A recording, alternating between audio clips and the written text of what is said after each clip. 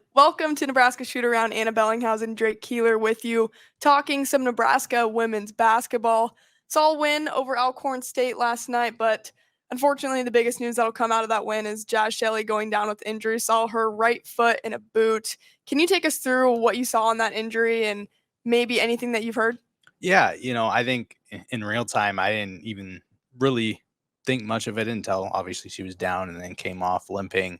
It looked like she had rolled her ankle, and then obviously came back in a boot. So, Amy Williams didn't know much post game, as you might, expect. So that's going to be really interesting to watch. Her availability moving forward, obviously, the best player on this Nebraska team. So that's a key presence. Along with that, Maddie Kroll has been out. She's day to day. It's a lot of lower leg, foot injuries for this team, unfortunately. So they're waiting her return. And then Annika Stewart was hurt in practice now 2 days ago. Same thing, had her right foot in the boot pregame. So that's three, key players, rotation players that are currently out. We don't know who will be available for next game and moving forward, the timelines. But that's obviously they were cut down to an 8-player rotation. So that is not fun.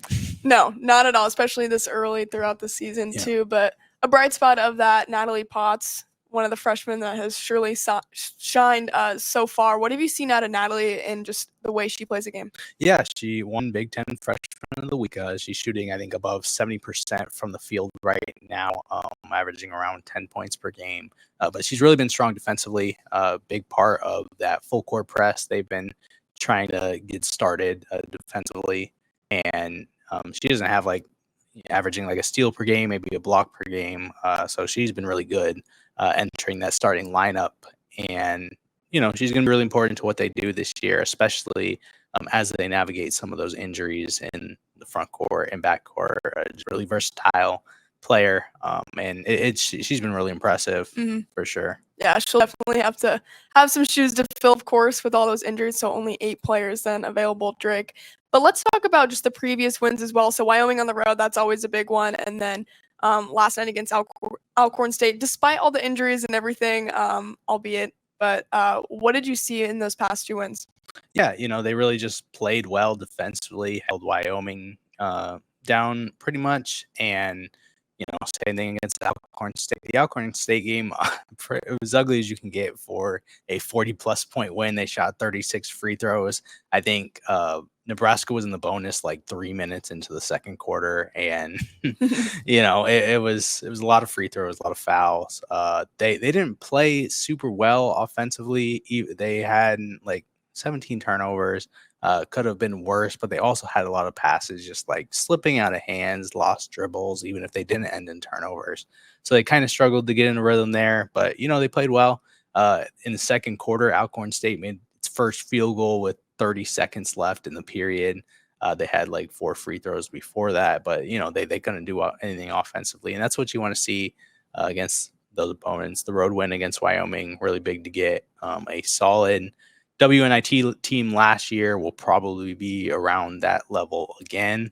And, Nebraska took care of business pulling away late, another game where they kind of struggled offensively earlier. I think Alexis Markowski had 3 turnovers in the first quarter, but then she really got to go and had a great game, double-double. So, you like to see, you've liked what you've seen from Nebraska this past week for sure. Who are some of those other players that you think will have to step up? Yeah, I think you look at Callan Hake has been pretty good through 3 games. She's shooting 50%, I think above. She might be shooting 5 for 8 from 3 right now. So she's been really good as a passer. Not, the best kind of defender in that backcourt, but she's been playing hard, had 7 rebounds, I think, a career-high 7 rebounds in that win over Alcorn State. And she's going to be a key presence off the bench. It looks like her game has kind of come along. She's a sophomore. So that's going to be really interesting to watch. Kendall Moriarty, Jessica Petrie. Obviously the 3 freshmen are going to be big. Jessica Petrie, Natalie Potes, and Logan Nisley. They've played well. Jessica Petrie played well against Wyoming and Alcorn State. So that was encouraging after she didn't really do much in the season opener. So I mean, everyone's going to have to step up. Yeah. Obviously, we don't know who is going to be out and when they'll be out. But, with the rotation possibly cut down to 8, that's, everyone's got to make plays. Man, you got to hope that Shelley injury isn't longer than, a month. Hopefully, even less. But also can't forget to mention Maggie Mendelson, too, who will come back after volleyball is done, probably winning a national championship. But still somebody that you have to think about that's not on the court right now. And I think someone posted a picture on Twitter yesterday of just their bench and all the players that were unfortunately out and injured. It's like, man, what if those players were starting? And it's tough to see just the injury bug bite Nebraska, but I mean, it's kind of what this team has to build itself around and facing that adversity. Yeah, I mean, you could build a pretty good starting lineup out of the players that are out right now. You got Jazz Shelley, Allison Widener, Maddie Kroll, Ani Stewart, and then, of course, Maggie Mendelson playing volleyball. So those are all players that, will make an impact when they are available. But that's really hard to work through right now, and they've got some important games coming up. Next game is Sunday, hosting Creighton, a really good Creighton team. You've got TCU in the St. Pete Showcase. That they've looked really good so far. It's just completely overhauled that roster. First-year head coach, so that's a good team. That could be a tournament team. Lamar is the other team in that Thanksgiving week event. They're a solid team. Kind of a in Southland Conference, obviously a game you would expect the Huskers to win kind of regardless, but they could challenge them for sure. Yeah, let's speak about that Creighton matchup on Sunday. It's going to be a big one. The last time Creighton was at Pinnacle Bank, it wasn't necessarily their best performance, so maybe having that home crowd on their side will be to their advantage despite all the injuries. But what are you expecting to see from that Nebraska-Creighton matchup? Yeah, I mean, I think you hope that Nebraska comes out a good bit better than they did last year, losing by over 20 points at Creighton. But, you're going to, with the questions you have in injuries, you're going to need players to step up. Creighton's got a really good starting lineup. Their bench hasn't been quite as productive, but I think Nebraska has, when healthy, a little bit more depth.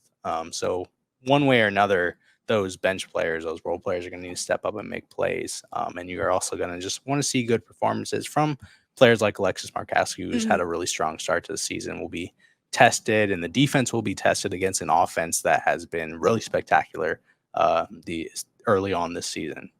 Yeah, Drake, to close out the show, biggest takeaways from these past wins and then keys for Creighton versus Nebraska. Yeah, I think the biggest takeaways right now, I think you see a lot of what Nebraska can be when healthy. They've got good players off the. I like what I've seen from Callan Haig, Kendall Moriarty, some of those players you would expect to come off the bench typically. Jazz Shelley and Darian White have been really exciting in the backcourt. The defense has been pretty great. The offense still kind of struggling with some of the same issues they had last year in terms of settling for some threes and kind of being sloppy at points, but those are things you hope can improve as the season goes on. And yeah, I mean, health is going to be one key for Creighton. You could Nebraska. fix all that right now. That'd be great. Yeah, and that is going to completely change, how we talk about this matchup if we know whether Jazz Shelley's available and who else is available. But I'm really interested to see how Nebraska's defense holds up against a very good Creighton offense and Morgan Molly, who's coming off a 30-point game and she's been great. So yeah, I know you try to take away one person though, and then it's just another Creighton player that has their own night. So it's really going to be a full defensive effort for Nebraska. It'll be one to watch for sure. On Sunday, we'll have you covered on Hurrdat Sports in Hail Varsity. This has been Nebraska Shoot Around with Anna Bellinghausen and Drake Keeler.